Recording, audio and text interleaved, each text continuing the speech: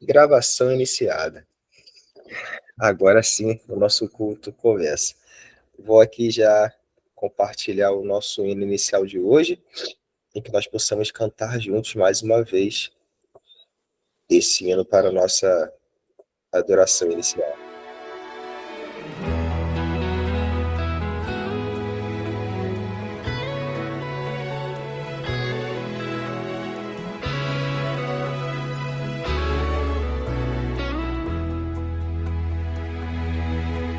Escondi tua palavra no meu coração, pra não pecar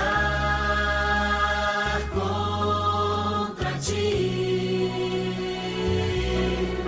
Escondi as tuas preciosas verdades dentro de mim. Eu não quero falhar, eu não quero jamais entristecer meu Jesus. Tua palavra é luz, tua palavra é paz, tua palavra é vida ao meu coração. Por isso em meu viver eu quero compreender, eu quero aceitar em mim o teu querer. Vem ajudar, meu Deus. Decidi obedecer, Senhor, em qualquer situação. Sei que tu vais ser comigo.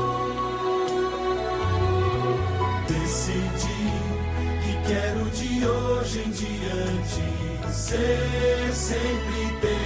Eu não quero falhar, eu não quero jamais entristecer meu Jesus. Tua palavra é luz, tua palavra é paz, tua palavra é vida ao meu coração. Por isso em meu viver eu quero compreender, eu quero aceitar em mim o teu querer. Vem ajudar, meu Deus. Tua palavra é luz, tua palavra é paz, tua palavra é vida ao meu coração. Por isso em meu viver eu quero compreender, eu quero aceitar em mim o teu querer. Vem ajudar, meu Deus.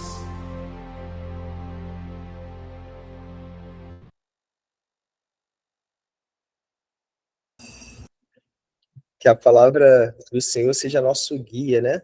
Nossa luz e também fonte de transformação de nossas vidas. Que nós possamos ler não apenas como aprendizado, um livro comum, né, de física, de matemática, de química, mas sim um livro onde a gente sabe que é a palavra de Deus inspirada, capaz de provocar mudanças para a eternidade.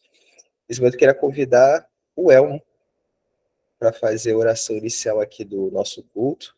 E em seguida, a Ana Paula já estará iniciando, né, também o estudo da lição de hoje. Elmo, com você. Bom dia a todos. Oremos. Senhor, nosso Deus, nosso Pai, muito obrigado, Senhor, por essa noite que tivemos de sono, de descanso. Muito obrigado pela tua proteção até aqui, Senhor. Nós pedimos ao Pai que tu aceites esse culto, que é em louvor ao teu nome, e para o nosso preparo, Senhor, para esse dia. Te pedimos ainda, Pai, que tu estejas ali conosco na nossa atividade de missão, ali na quadra, que teus anjos nos protejam, estejam ali ao redor, e, Senhor, que toque no coração das pessoas que estejam ali, para que vejam em nós, vejam a Ti, através de nós. Perdoa nossas falhas, Senhor, nos dá um bom dia, nos abençoe e nos guarda, Pai. Em nome de Jesus nós te pedimos. Amém.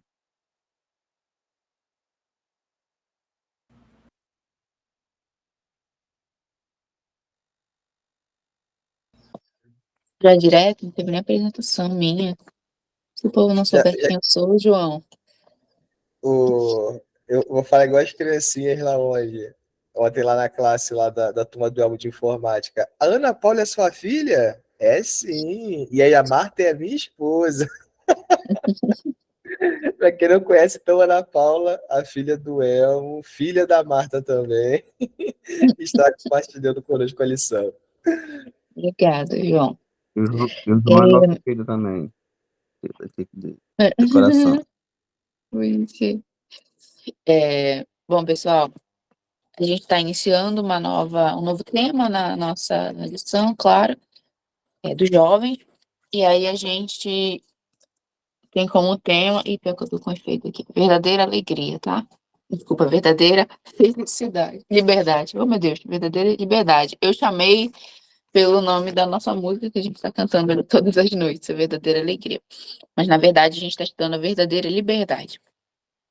E eu sei que a lição é de domingo, né? Mas a lição de sábado sempre apresenta aquela nossa tirinha. E a tirinha dessa semana vem apresentando duas moças. Uma diz assim: eu só acho que a gente precisa lutar pela nossa felicidade. E a outra pergunta: o que é a felicidade? É ser livre, sem julgamentos, para ser feliz. Mas não é o contrário? Somos felizes porque somos livres? E aí a outra fica fazendo a Nazaré fazendo conta aqui no meio, né? Pensando nessa questão. E na lição de domingo, a nosso guia ele traz uma problematização, liberdade versus inquietação. E aqui a gente lembra do trabalho de Martinho Lutero, que foi tão importante para a nossa liberdade religiosa até hoje, né? Então, guiado por Deus, ele que era um monge estudioso lá no século XVI, questionou sobre a liberdade de acesso à palavra de Deus também e sobre o papel da fé na salvação dos cristãos. Ele entendeu profundamente o verso justo viverá pela fé, de Romanos 1,17. Isso significou que ele compreendeu que a salvação não se dava pelas obras, mas sim pela aceitação do sacrifício de Cristo. E, portanto, nós éramos livres a partir desse sacrifício. A gente não precisava de intermediários para acessar a salvação. Não precisávamos fazer coisas para merecer a salvação, afinal de contas, tudo que a gente fizer não vai ser o suficiente para pagar a Jesus por esse grande amor. Então, o Lutero se tornou o principal mensageiro de Deus para a Europa, a voz principal aí da Reforma Protestante. E essa voz foi usada por Deus para libertar as pessoas de uma ignorância em relação à Bíblia, a partir da disponibilização da Bíblia para elas. A tradução da Bíblia para o alemão foi feita por ele, né, e daí para várias outras línguas. Então, onde quer que as escrituras sagradas elas tivessem sido publicadas, a liberdade acontecia. Por outro lado, Lutero tinha desafiado ali, né, o que estava posto em termos de religião, de dominação religiosa. Então, ele foi perseguido. Claro que ele tinha ali toda uma estrutura também de amigos, né, que, graças a Deus, tinham influência o suficiente para protegê-lo. Mas ele enfrentou uma série de oposições, inclusive do Papa, do Imperador. E é interessante que Ellen White fala no Grande Conflito que Lutero ele tinha sofrido perseguição de figuras poderosas, né, da liderança da Igreja Católica na época, mas de que o que mais tinha doído nele, do ponto de vista de inimizade, teriam sido os professos amigos antes da Reforma, né? Ele foi denunciado algumas vezes, mas nada pagava o preço de ele poder contribuir para a libertação, né, das pessoas, no sentido da libertação teológica delas, no sentido da libertação de direito a acessar a salvação de Cristo sem nenhum outro degrau para isso, né? O único caminho que essas pessoas precisavam e que hoje a gente precisa percorrer é, de fato, aceitar Jesus Cristo. Essa é a única coisa. Então, como esse trimestre a gente está falando de liberdade, essa é a principal, acho que é a principal compreensão que nós devemos ter, que existe liberdade em Cristo, só nele. Então, hoje, quando nós formos trabalhar, né, no nosso projeto, a partir da semana que vem, a partir de segunda, quando a gente for trabalhar, que nós lembremos disso, que a liberdade não é necessariamente a gente fazer tudo o que a gente quer, mas a gente ser livre para escolher o que a gente precisa. E Não sei vocês, né? Mas todos os dias eu me deparo com a minha grande necessidade de Cristo. Então, para que nós possamos escolher Cristo todos os dias, utilizando a liberdade que ele conquistou pra gente lá na cruz. É isso, gente. Obrigada.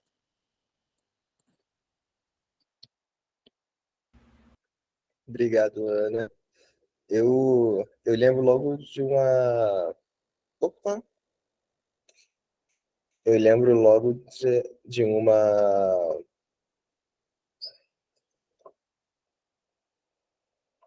Deixa eu ver se eu consigo aqui. De uma lição que a gente estudou muito sobre isso, que era escravos. Acho que foi um tema escravos para Jesus, alguma coisa dessa. Na época a gente falou que era um termo muito pesado e que se fosse mal explicado seria ruim. Mas falou que se fez escravo em prol de Cristo, né? Ou seja, independente da liberdade que o mundo oferece, né? Ou a pseudo-liberdade, nós escolhemos estar vivendo para Jesus. E essa é a nossa liberdade, né? Poder aceitar o sacrifício dele em nossa vida e assim viver de acordo com as métricas dele, né? Para a salvação. E é muito interessante esse tema. Possamos dar lição durante a semana toda, né? Pastor, sem mais delongas, pode seguir daí. Bom dia, João. Bom dia, Ana. Bom dia, irmãos. Davi, Albenita, Elma, Antônio, Marta. Bom dia, bom dia, bom dia a todos vocês que estão aí. A gente pode se estender, João. Você pode se estender à vontade. É bom ouvir, sabe? E graças a Deus, né? Madrugada, chuva, mas uma manhã que vai se mostrar aí, pelo menos aparentemente, tranquila para a gente avançar. Quero ler com você 2 versos do livro de Esther. Nós vemos, né, tantas coisas acontecendo. O livro de Esther é peculiar, é um livro em que o nome de Deus não aparece. A despeito disso, né, embora o nome de Deus não apareça de forma direta, parece até uma intenção para dizer que, mesmo quando aparentemente, não é, Deus não esteja no controle, ele está no controle. Então, quando de repente surgem perguntas, não é, diante de circunstâncias da nossa vida, mas será que Deus está no controle? Então, a observação e o comentário do João com relação à liberdade, né, quando nós nos colocamos na mão de Deus para nos tornarmos dependentes deles, e até usamos a expressão escravo, que é uma expressão pesada, profunda, mas totalmente, completamente apropriada, não é? Porque aquele que resolve render, não é, de forma voluntária, então não é uma escravidão feita por opressão, mas uma escravidão feita por si mesmo, não é? Em resposta àquilo que reconhece. Então, uma vez que eu e você nos tornamos assim, Senhor, o Senhor tem controle completo da nossa vida. E mesmo com o Senhor tendo controle completo da nossa vida, parece que o Senhor não está no controle, parece que tem umas coisas que acontecem comigo que, meu Deus do céu, Senhor, será que o Senhor está no controle, não é, da história? Eu quero ler com você Esther capítulo 4. Esther capítulo 4, eu vou ler o verso 13 e o verso 14.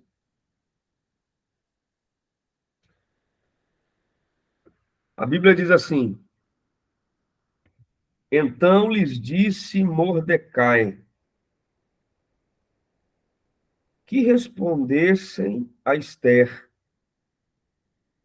Não imagines que por estar na casa do rei, só tu escaparás entre os judeus. Verso 14. Porque se de todo você se calar, agora, de outra parte, se levantará para os judeus socorro e livramento. mas tu e a casa do teu pai perecereis.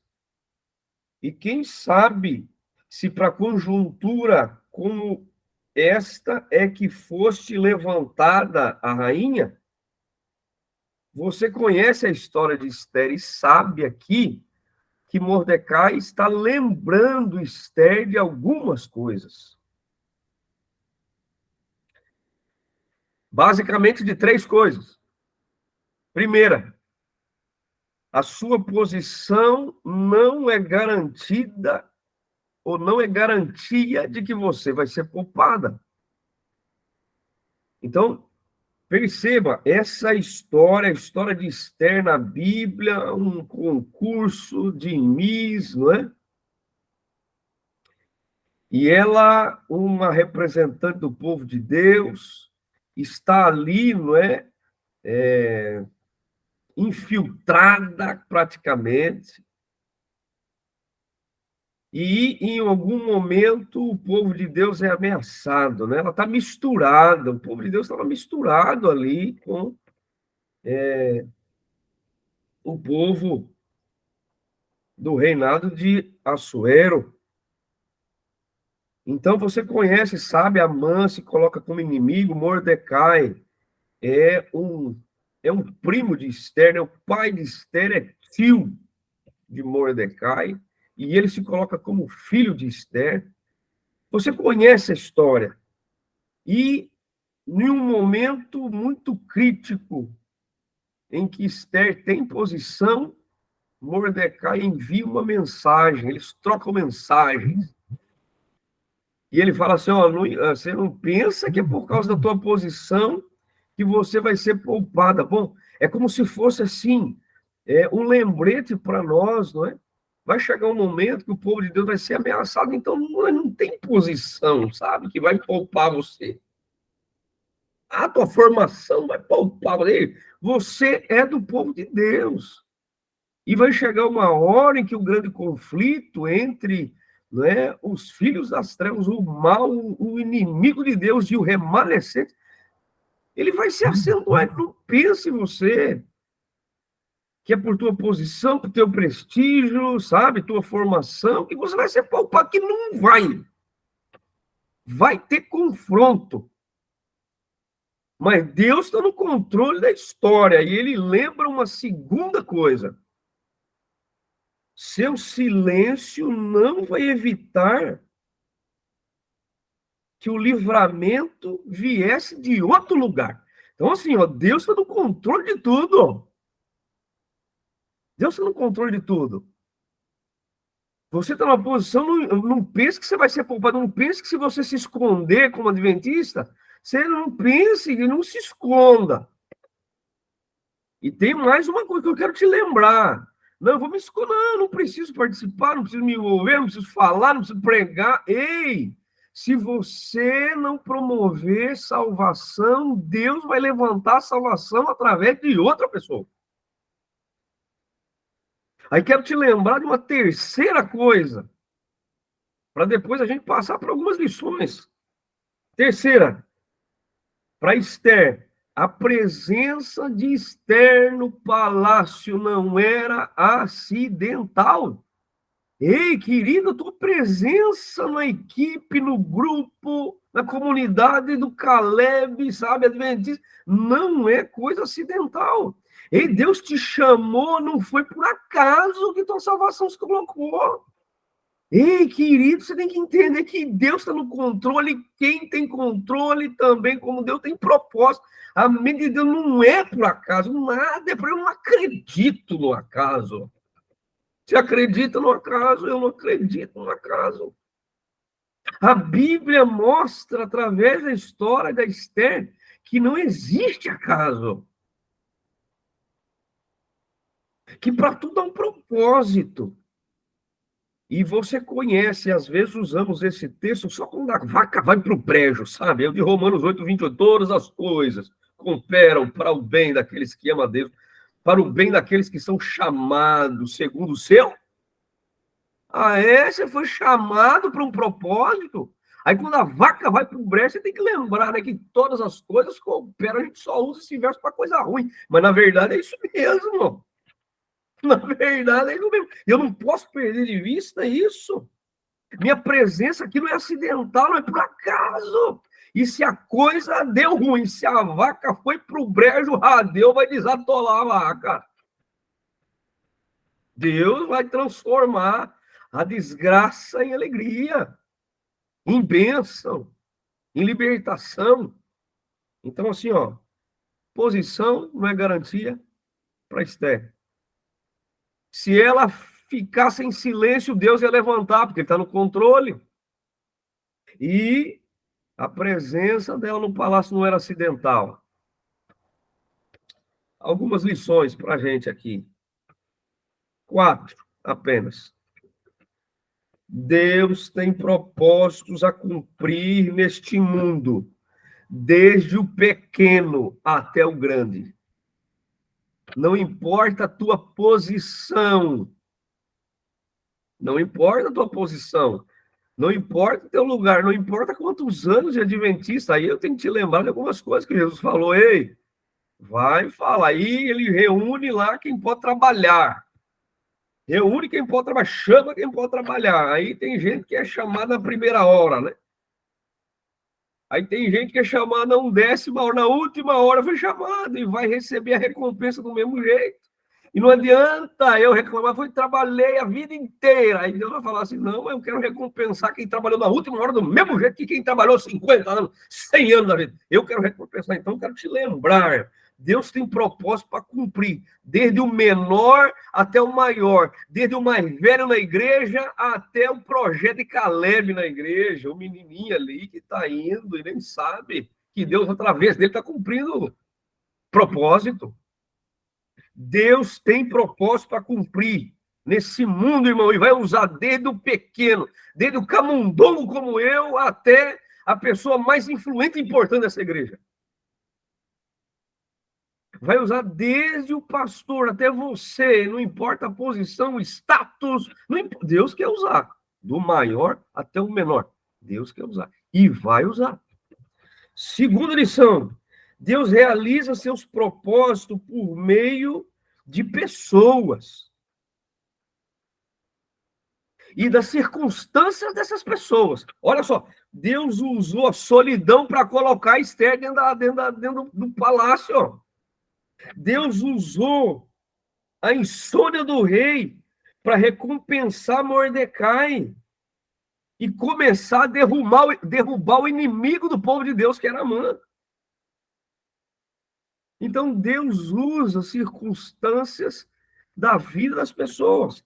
Terceira lição, Deus cumpriu seu propósito, mesmo que seus servos se recusassem a obedecer à vontade dele. Deus, queridos, se eu obedecer ou não, você acha que o propósito de Deus não vai ser cumprido? Ei, deixa eu falar uma coisa para você. Você acha que Deus precisa de mim para essa obra? E você acha mesmo que Deus precisa de mim para essa obra? Você acha que Deus precisa da gente para salvar aquela turma ali? Eu vou falar uma coisa para você. Não é Deus que precisa de mim na obra dele. É eu que preciso da obra dele em mim. É eu que preciso. A obra não precisa de você. É você que precisa da obra. É eu que preciso da obra. Eu preciso da obra de Deus para que uma obra de Deus se faça em mim.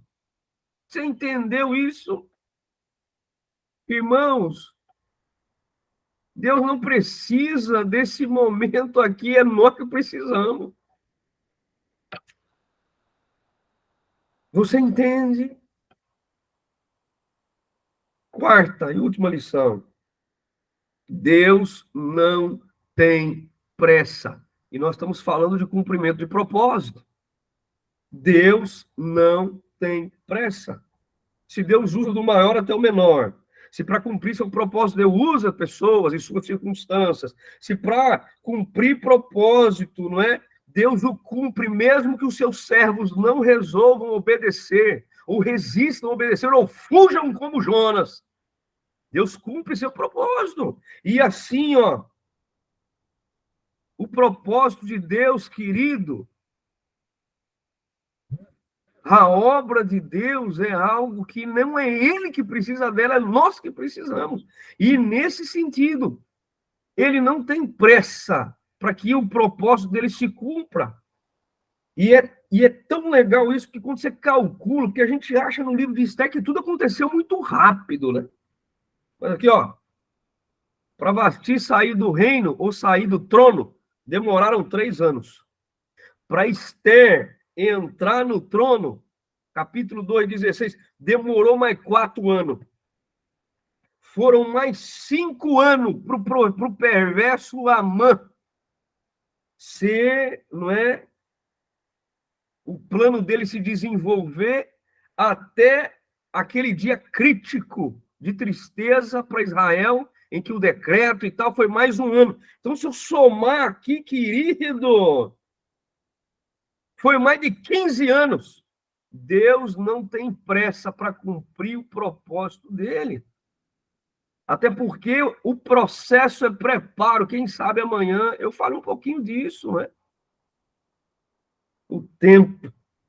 Então, assim, se para cumprir o propósito tem todos esses detalhes, a pergunta não é, será se Deus está no controle? Será que Deus está no controle da história? Bom, a pergunta não é, se nessa manhã, para minha pergunta, e aí, Deus está no controle da tua vida? Será que Deus está no controle da minha vida? Será que eu estou cooperando com Ele e fazendo parte da solução e não do problema? Você faz parte da solução ou do problema? Que Deus abençoe você, meu querido, que Deus te ilumine a cada dia. Que você tenha compreensão, não é? De que Deus te chamou não por acaso, que há um propósito que vai se cumprir, você querendo ou não. Quem sabe foi para esse momento que Deus te chamou, João, Ana. Quem sabe não foi para essa hora que Deus te levantou. Antônio, quem sabe não foi para essa hora. Davi, quem sabe não foi para essa hora. Que Deus te levantou, então eu quero te dizer. Você não gostaria de declarar, Senhor, que os teus propósitos se cumpram em minha vida? Eu não sei em quanto tempo, eu não sei qual circunstância o Senhor vai usar, eu não sei se vai ser de aflição para mim, eu só sei de uma coisa, que se o Senhor está no controle da minha vida, eu sei que a vitória, eu sei que no controle da história o Senhor está. E para completar o teu propósito, Senhor, pode usar a minha vida. Quantos gostariam de dizer isso? Então fecha até os olhos. Eu quero orar com você. Bendito és tu, Senhor. Bendito és tu, Senhor, porque embora diante do nosso mundo mergulhado no pecado, embora o mal, ó Pai, e as mazelas, em efeito, ó Pai, desse desvio causado pelo pecado, o próprio pecado, esse desvio, ó Pai, embora às vezes, diante de circunstâncias, ó Deus, aparentemente o Senhor não esteja presente, nós sabemos, nada acontece sem que haja do Senhor a permissão, e muito mais ainda, essa permissão, ó Deus, é dada sem que livramento também possa ser providenciado. Então, ó Deus, cremos, o Senhor está no controle da história. E eu sei, ó Deus, que não é por acaso que nós fomos levantados nesse tempo, nessa hora. Não é por acaso que estamos, ó Deus, que aquela comunidade foi escolhida. O Senhor escolheu aquela comunidade. O Senhor nos escolheu para estar ali. O Senhor tem nos escolhido para estar nessa igreja. O Senhor tem nos escolhido para conhecermos pessoas. O Senhor nos levantou. Então, ó Deus, por favor, tenha de fato controle. Nós cedemos, nós rendemos controle sobre a nossa vida, para que a tua obra, para que o teu projeto, para que o teu propósito se cumpra, porque nós sabemos o teu propósito, assim como foi para o povo de Israel, que até hoje, em uma festa, comemora, ó Pai, o livramento que o Senhor deu, por favor, que nós também tenhamos a mesma postura que Esther teve, a mesma consciência que essa menina teve, e o seu plano se complete, e o seu propósito se cumpra, e nós comecemos a celebrar aquela festa em ocasião do retorno de Jesus. Nós nos colocamos em tuas mãos, ó Deus. Teremos atividade daqui a pouco, por favor. Que o teu propósito se cumpra em nossa vida, para a honra e glória do teu nome, em nome de Cristo. Amém.